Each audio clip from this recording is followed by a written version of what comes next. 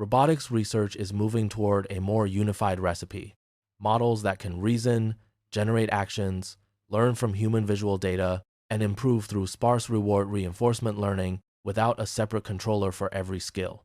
Galaxea's G0.5 shows the promise of keeping language, vision, and motor commands in one autoregressive stream, while new benchmarks reveal how far image generators, including OpenAI's GPT-Image models, still are from preserving robot-specific geometry and contact.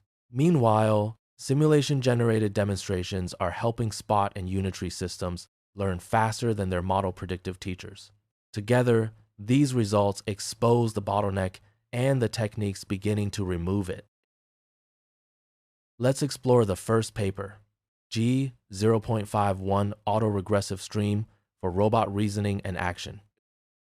G0.5 replaces the prevailing VLA design, where a VLM such as Qwen 3.5 conditions a separate flow matching expert with one autoregressive transformer that reasons and acts in the same token, stream. Initialized from Qwen 3.52 billion, it uses a learned cross-embodiment action codec with residual vector quantization, a 27-dimensional structured action space, active degree of freedom tokenization, native chain of thought for subtasks, bounding boxes, 2D traces, and action hints, plus factorized visual memory for multi-second history. A single next token cross-entropy objective trains language, reasoning, and motor commands, while exact action token likelihoods make reinforcement learning with GRPO more direct than for flow matching. Pre-training combines 14 robot embodiments, robot demonstrations, VQA data, and automated annotations generated with Gemini 3, Dubao Seed 2.0 Pro, and SAM 3. After post-training, G0.5 reaches 82.5% on Droid with held-out environments and object instances, 98.9% on Libero, 93.3% on RoboTwin 2.0, and 87.3% on SimplerNV Bridge. On the 2025 Behavior Challenge, using one generalist checkpoint across 50 household tasks, it achieves 31.4%, exceeding Pi 0.5's 26.3%.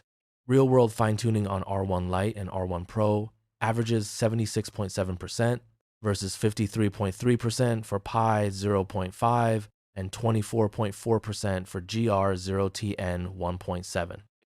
The main limitation is sensitivity to low-contrast drawer interiors and incomplete long-term memory, but the results indicate that keeping the VLM as the action-generating agent improves transfer, language grounding, and RL optimization. Let's explore the second paper, Hand Edit, a unified benchmark for egocentric human-to-robot, dexterous hand image editing. Hand Edit introduces a benchmark for converting egocentric human hand and hand-arm manipulation images into URDF-specified dexterous robot embodiments. Built from 5 source datasets, EgoDex, Arctic, OakInk2, HOI, 4D, and HOCAP, the release contains over 200 million image-level editing instances, spanning 26 target configurations, 13 hand-only and 13 hand-arm embodiments.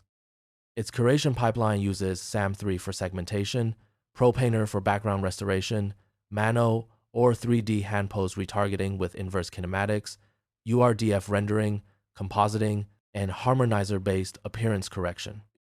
The benchmark defines hand-only and hand-arm tracks, each with 1,000 test images, and evaluates generic similarity, GPT-4, O, VLM, judgments, and embodiment-aware measures for human hand removal, structural and identity fidelity, and interaction preservation. Across 11 commercial and open-source editors, OpenAI's GPT-Image 2 is the strongest overall baseline. It reaches 0.780 structural fidelity and 0.703 interaction consistency on hand-only, while OpenAI's GPT-Image 1.5 achieves the highest hand-only VLM score of 0.765. Google's NanoBanana 2 and ByteDance's Seedream 4.5 are also evaluated, But the results show that visually plausible editing does not guarantee correct robot morphology or preserved hand-object contact.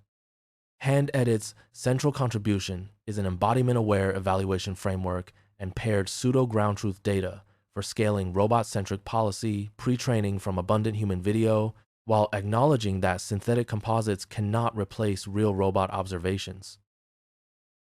Let's explore the third paper, Learning Local Manipulation from SMPC Demonstrations with Sparse Offline to Online RL. This paper presents an offline to online reinforcement learning pipeline for whole-body local manipulation that replaces manual dense reward engineering with sample-based model-predictive control, or SMPC, demonstrations generated entirely in simulation. Using MuJoCo Warp and a modified FastTD3 algorithm, the system initially mixes 50% expert transitions into the replay buffer, then phases them out after the policy begins succeeding, while optimizing only sparse task rewards. A frozen relic whole-body stabilization controller converts high-level velocity, arm, torso height, and pitch commands into dynamically stable joint targets, enabling neural policies to improve beyond their SMPC teacher rather than merely imitate it.